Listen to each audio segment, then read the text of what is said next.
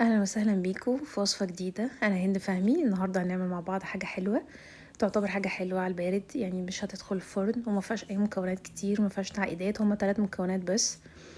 هنبدا مع بعض في الوصفه واوريكم مكونات الوصفه الاصفر.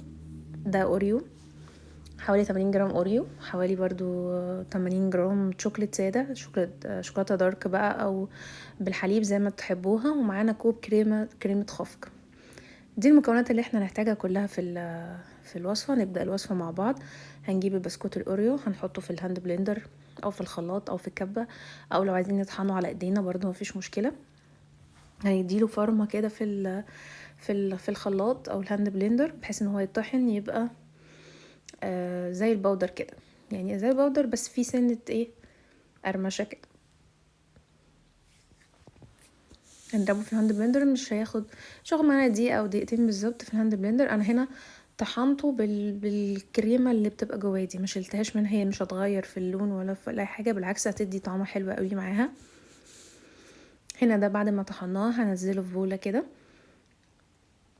هجيب بقى حوالي يعني 100 جرام زبده او اقل من 100 جرام زبده، وهبدا انزلهم عليه، وخلي الزبده تغطي كل حته في البسكوت.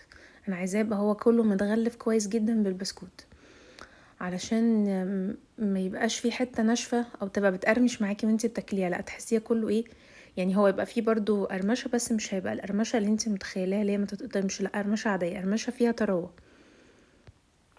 هنجيب بقى صينيه من القالب اللي انتوا عايزينه. انا دهنته هنا زبده، صينيه مربعه، صينيه يعني حسب الصينيه اللي موجوده عندكم او القالب، وهننزل فيها بالخليط ده كله، وهنوزعه كويس جدا بشكل متساوي في الصينيه. انا عايزه الحروف كلها تبقى متساويه، متبقاش حته عاليه وتبقى حته واطيه، عشان لما نيجي نحط عليها الصوص اللي في النص ما تبقاش في حته عاليه وفي حته واطيه، يبقى كله متساوي بالشكل ده.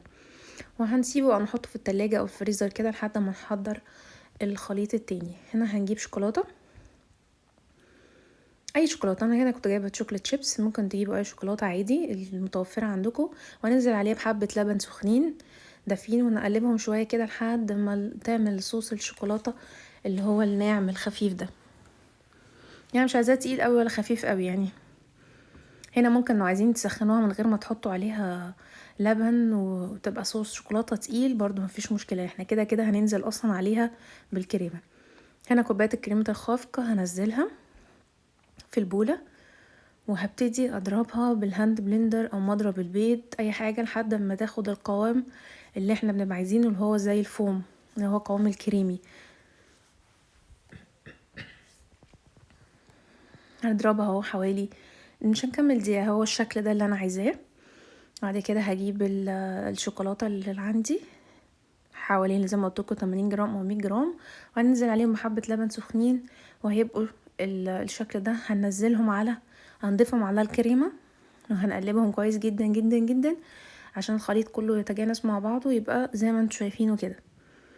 بعد ما الخليط ده بيتجانس بالشكل دوت، احنا عايزينه طبعا هو كده سايل شويه او لين شويه.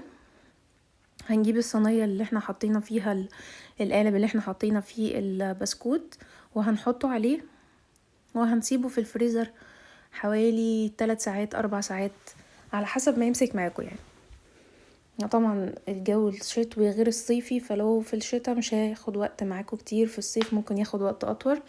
وهنا بعد ما طلع من الفريزر هنزل معاه بصوص الشوكولاته اللي احنا عملناه، اللي هو شويه لبن على الشوكولاته وسيحناهم مع بعض، وبقى ده صوص الشوكولات. هنسيبها بقى بعد ما نحط صوص شوكولاته هنسيبها حوالي ربع ساعه تجمد بس بالفريزر، وده شكلها النهائي بعد ما طلعت. مخدتش معانا اي وقت ولا اي مجهود، وزي ما قلت لكم ب3 مكونات، سهله وسريعه وخفيفه وتتاكل تحفه، هتعجبكم جدا. ما تنسوش بقى ان شاء الله اللايك والسبسكرايب عشان يوصل لكم كل جديد. اتمنى ان هي تعجبكم، بالهنا والشفا ان شاء الله.